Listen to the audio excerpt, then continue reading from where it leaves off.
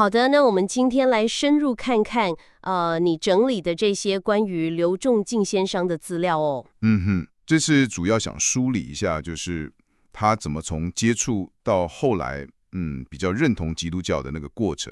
对，还有他对基督教啊、西方文明啊，还有那个群体韧性的一些看法，蛮特别的。没错，而且这些材料看下来，你会发现他不是一开始就像后来那样想的，他是一个可以说是从文学兴趣、知识探索这样子慢慢转向去思考社会结构跟历史动力。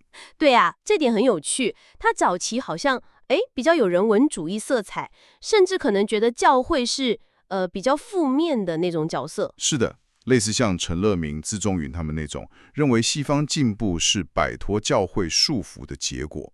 我们先客观呈现他观点的理路，重点是理解，不是评判。了解。那他最早是怎么接触到基督教的？资料好像有提到80年代。是读英语读物里面那个圣经故事，像创世纪的一些片段。但好像有一个更关键的时间点，是买到整本圣经。对，那个是1998年前后，在乌鲁木齐的地摊上，买到一本新疆部圣经公会版的圣经，他把它读完了。哦，不过他那个时候刚好在看很多17世纪英国文学啊，像托马斯·布朗那些。所以一开始他看圣经的角度比较像是文学参考，或者说知识猎奇文主义的。觉得西方进步是靠摆脱教会。嗯哼，但这个看法后来变了嘛？大概是什么时候？21世纪初对，大概是那个时候受到像哈耶克、波普这些思想家的影响啊，开始区分英美跟欧陆传统了。没错，这是一个重要的转捩点。他的关注点就从比较抽象的理论转到一个很多人忽略的地方，就是社会基层的组织结构这个问题。哦，他观察到什么？他观察到，英美社会的基础其实很大程度还是基督徒构成的，教会啊、牧师啊，承担了非常多的地方社区功能。就是所谓的社会资本那一块。对对对，那些促进合作的信任网络跟规范，他甚至举例说，像爱德华兹牧师那样的人物，社会影响力搞爆比杰弗逊总统还大，这个就跟欧陆，特别是法国模式差很多了，是不是？对比非常强烈。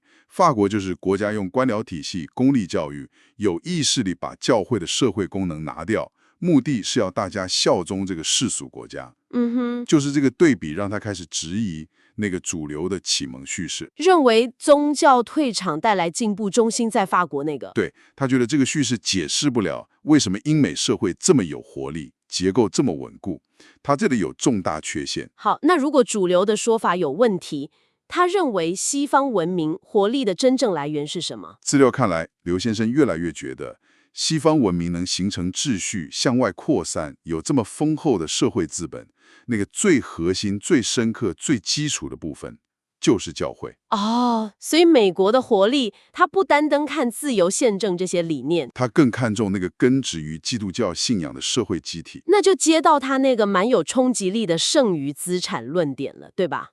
就是这个。他的意思是说，我们现在觉得理所当然的很多进步价值，搞不好只是基督教文明发展之后留下来的遗产。对，他认为有高度的可能性是这样。那如果我们一边用这些遗产，一边又侵蚀产生他们的根基，就是基督教信仰跟教会组织，那不是很有问题？没错，他认为抽掉这个核心，西方文明可能就撑不住了。这个观点跟他对历史上全体韧性的观察应该是连在一起的，分不开的。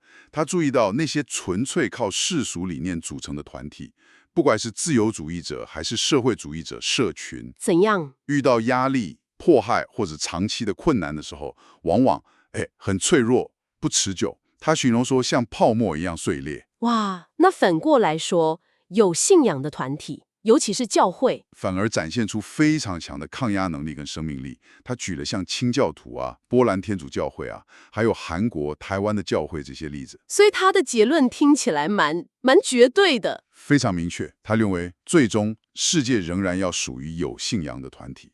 他觉得这是一个概率很高的历史规律。除了这些比较核心的论点，资料里还有提到他一些更独特的看法吗？甚至有点偏离一般理解的。有啊，像他对宗派冲突的看法就蛮有趣的。哦，他怎么看冲突不是坏事吗？他前任当然很痛苦了，但是他觉得这反而反映了大家对信仰内容是非常非常较真的，思想很有活力。他反而担心，他反而比较担心那种为了和谐，结果把核心教义都模糊掉的状况。他叫那个混融主义，就是不同信仰乱混在一起。哎，他对文艺复兴跟宗教改革的看法也跟我们平常听到的不太一样。对，他几乎把这两个看成是对立的。文艺复兴在他看来是教会世俗化，精英对古典甚至巫术感兴趣。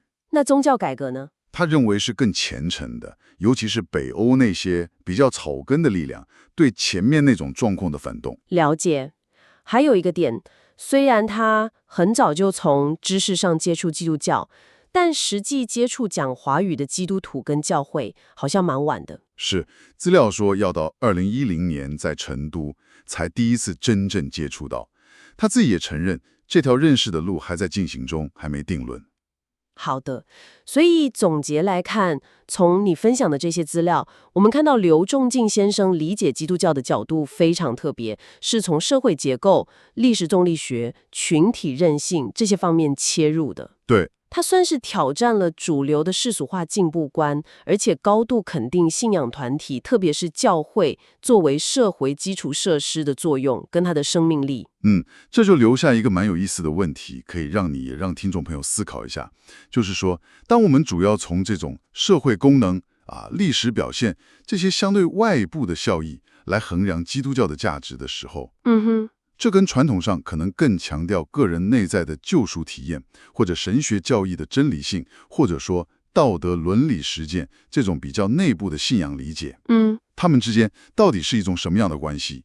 是互相补充，还是其实存在某种潜在的紧张呢？哦，这个问题很有意思。为了更全面地把握这些复杂的问题，我们接下来几次探讨会试着更深入地去挖掘一下基督教自身的历史发展脉络。看看能不能提供更多思考的角度。对，或许能帮助我们理解这种内外视角的关系。那今天就先聊到这里，敬请期待我们后续的内容。